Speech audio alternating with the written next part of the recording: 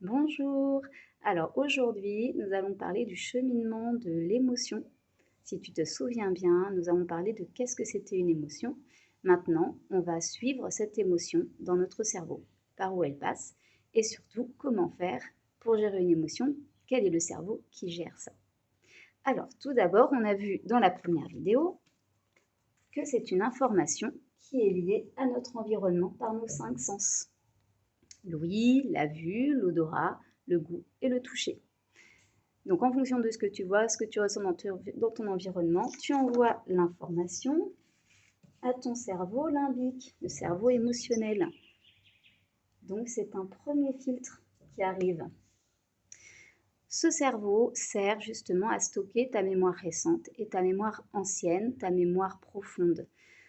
Donc c'est tous tes schémas, tout ce qui s'est passé dans ton enfance, tout ce qui s'est passé dans ton éducation, tout ce qui fait ton histoire tout simplement, qui va te permettre de faire un choix.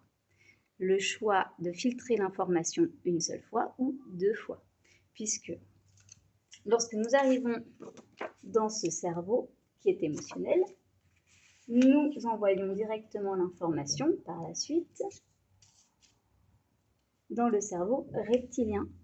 Et le cerveau reptilien, c'est le cerveau de la survie. C'est là où va découler toutes les actions. Il prend les décisions de fuir, de se battre, de pleurer, de crier ou de rester là où il est, comme la paralysie par exemple. C'est un petit peu problématique parce que ce système, c'est un système nerveux qui est autonome ici. Et c'est pour ça que je te disais, tu as 2 choix. Là, tu traites une partie de l'information et là, tu vas filtrer l'information pour savoir quoi faire. Le souci, c'est que quelquefois, eh bien, par réflexe, tu vas te mettre en colère, tu vas devenir violent parce que ton émotion n'est pas gérée. À ce niveau-là, elle n'est pas gérée du tout. Elle est brute, elle arrive dans le corps et elle peut te faire faire des choses que tu n'aurais pas fait habituellement. Donner un coup de poing au voisin parce qu'il a allumé sa tondeuse un peu trop tôt. Hurler sur ton enfant parce qu'il vient de casser un verre. Voilà, c'est des petites choses qui te font surréagir. Alors qu'il y a une autre partie du cerveau, qui est le cortex préfrontal. Et là, c'est là où tu apprends à raisonner et à trouver des solutions beaucoup plus adaptées. Parce qu'effectivement, c'est le cortex, c'est vraiment le cerveau qui raisonne. C'est l'endroit qui va prendre des décisions beaucoup plus adéquates que celui-ci.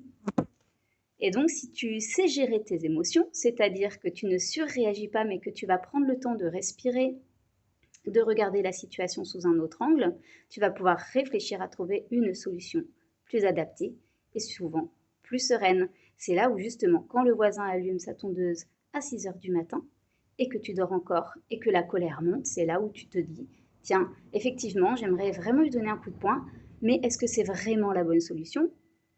Ou est-ce qu'il vaut mieux que je réfléchisse à comment lui expliquer? Eh bien ça, c'est le cortex préfrontal qui t'aide à le faire. Autre chose, il faut faire très attention. Je le mets là. Parce que les adolescents et les enfants n'ont pas du tout la même maturité au niveau du cerveau.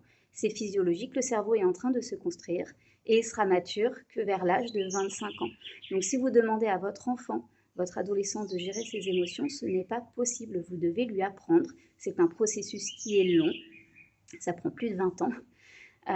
Et que lorsqu'on a une croissance affective ou émotionnelle défaillante, que ce soit dû à des traumas, des blessures, quelquefois des enfants qui sont battus ou des enfants qui sont simplement abandonnés, rejetés, qui ont subi de l'humiliation, eh bien cela devient des adultes avec une croissance affective défectueuse. Donc le cerveau, le cortex préfrontal n'a pas été bien construit et ce sera des adultes qui seront incapables de gérer leurs émotions. Donc voilà, bah écoutez, c'en est terminé pour aujourd'hui. Merci de m'avoir écouté et à une prochaine vidéo.